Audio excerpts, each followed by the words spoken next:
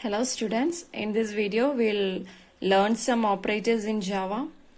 So what is meant by a arithmetical expression? It is a statement which contains variables and constants, that means some numbers you can see, and arithmetical operators, that means plus, minus and all put together to produce a meaningful result. So such statements we can call it as arithmetical expression. So we can classify these operators into three: arithmetical, relational and logical. So arithmetical, you already know the operators which we used for calculations such as plus, minus and all. So these are called arithmetical operators, and this one is again dividing. See, first one is unary operator, then binary, then ternary. Unary means it is used to operate on a single operand.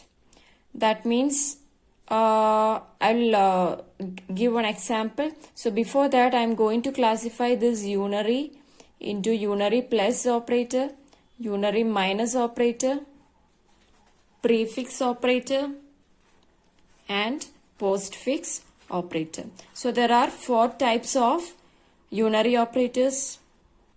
So first one is unary plus operator. That means if I'm taking a variable and I'm storing 8 value, then plus a means I'm giving the value which is stored in a. What is the value stored in a? 8. So I can give the output as 8. You can see a statement in Java like system.out.println to display the sum of two numbers.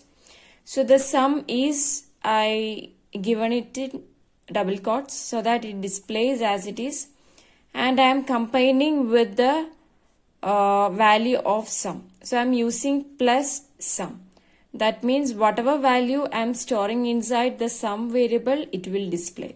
So that is why I am using sum. So there is only one operand here. So that's why I am saying unary operator is used to operate on a single operand. And the next one is unary minus operator. Take this example. If I am taking a as 4, then minus a means minus, then you can write the value of a. What is value of a? 4. So you will get the result minus 4. So that's the difference between unary plus operator and unary minus operator. If I am taking 0, so there is a same result I'll be getting. So why? Because it is a signless value. So if I am taking minus 3.6, I am taking minus a. So both minus will get cancelled and I will get the result as 3.6 here. And third classification of unary operator is prefix operator. When increment or decrement operator is used before the operand. See, this is our operand, and before the operand we are incrementing, or we can increment the values. So before operand we are using these signs. So we can call that operator as prefix operator. So here I am giving p-value as 5. So what will be the new p-value? We can calculate here.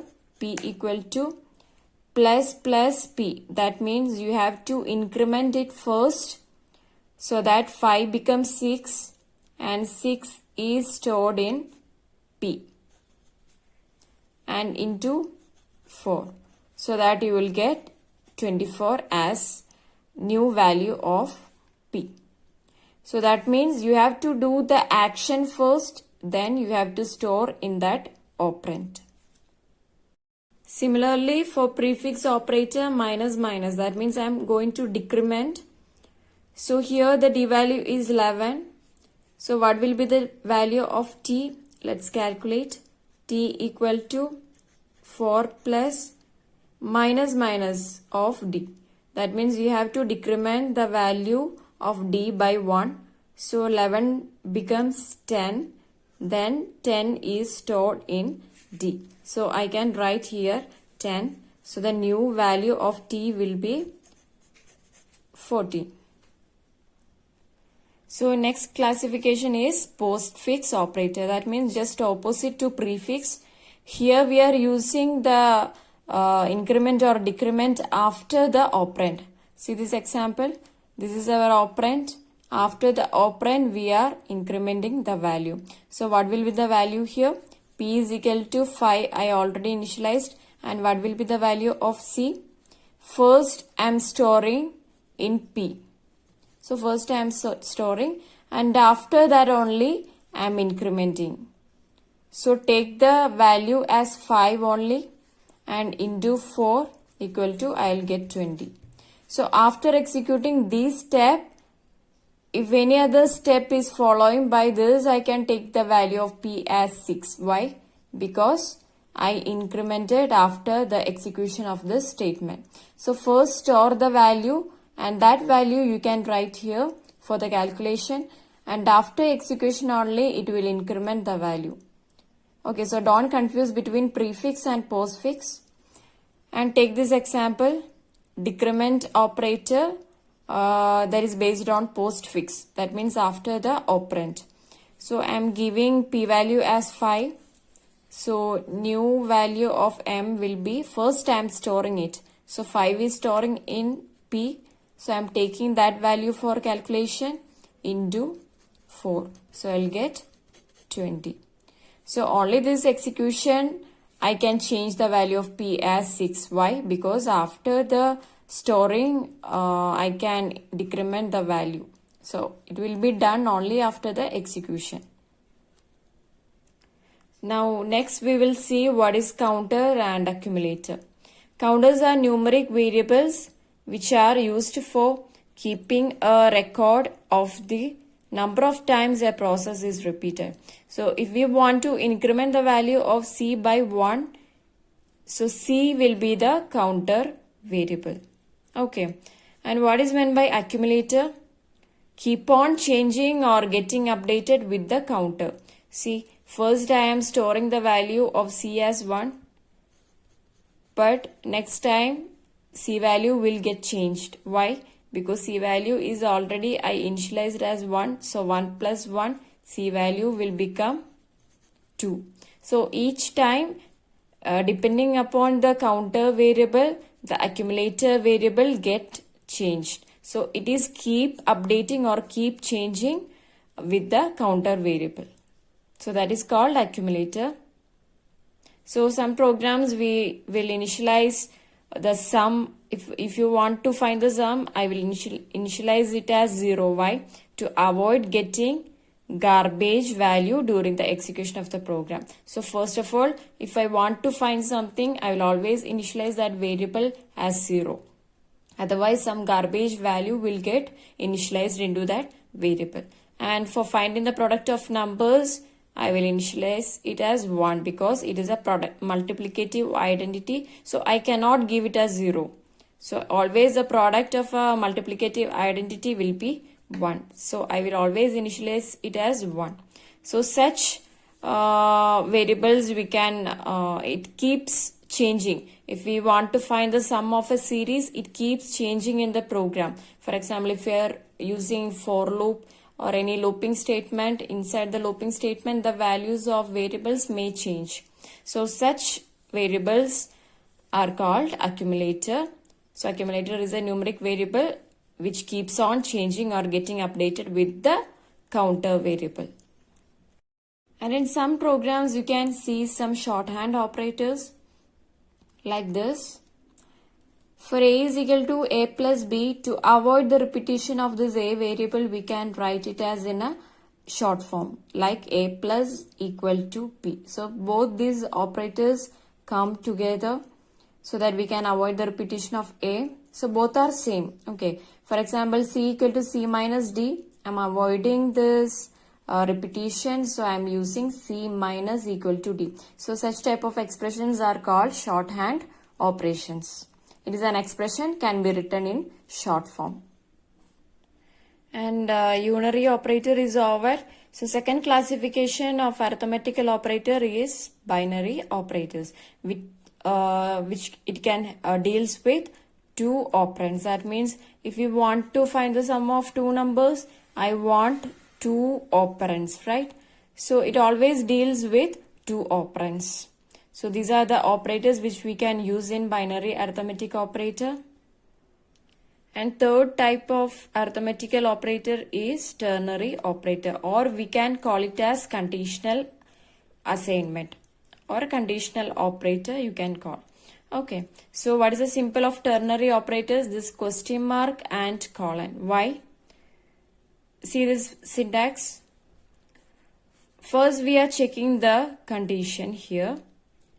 That is why I am putting question mark here. So if this condition true, you can print the first statement, else. This is actually the meaning of else, this colon. So else you can print the second expression. So depends upon the value. For example, I am taking a is equal to 5 and b equal to 3. So here I am going to check 5 is greater than or 3 question mark. So this condition is true. So I am going to print the value of a. What is the value of a? 5. So suppose if this condition is not true, I will print the value of b. That means 3. So whatever I am doing here, I want to store in another variable. That is why I am using another variable here. So that is why the syntax is like this: variable equal to text expression question mark expression 1, else you can print expression 2. So the definition is the variable contains the expression 1 if the test condition is true, or expression 2 otherwise. And next operator is relational operators, which compare the values of two operands. Here we are checking whether two numbers are less than or greater than or less than or equal to, greater than or equal to, whether both numbers are equal. So they are checking and gives only the values false or true. So there will be only two answers for these relational operators. Either the result will be false or true. So this is the third type of logical operators, and or not. Study all these symbols. And logical or means if any one of the condition is true, you will get the output true. Otherwise you will get the output false. And operator means both the conditions should be true. Then I can obtain the result true. Otherwise you will get the output as false. And logical not means just opposite to the condition. If it is false, you will get the output as true. Or if the condition is true, you will get the output as false. And now we will see what is the use of new operator.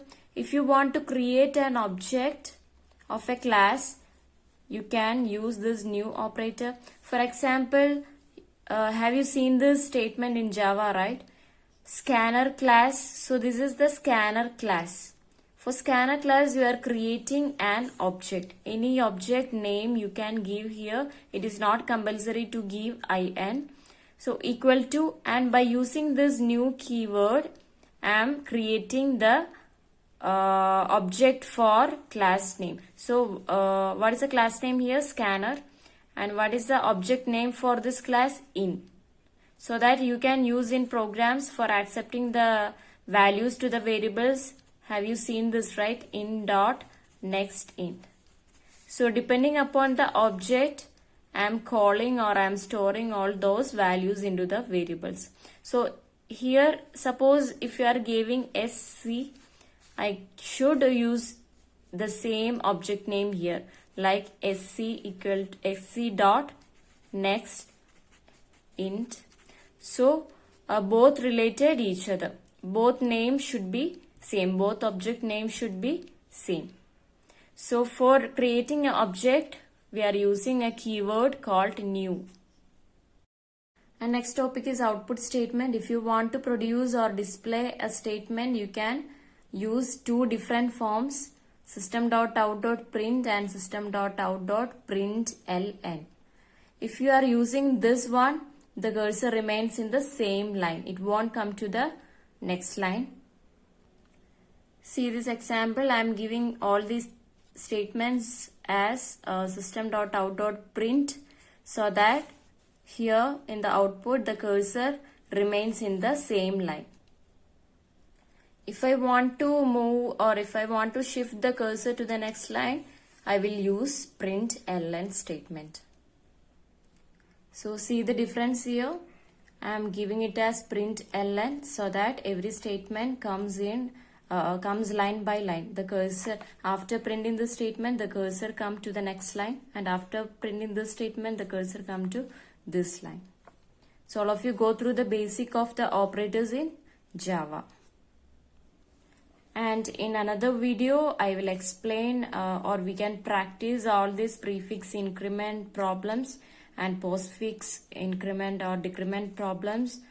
So in next video, we will study all those things. So before that, go through all the basics in this chapter.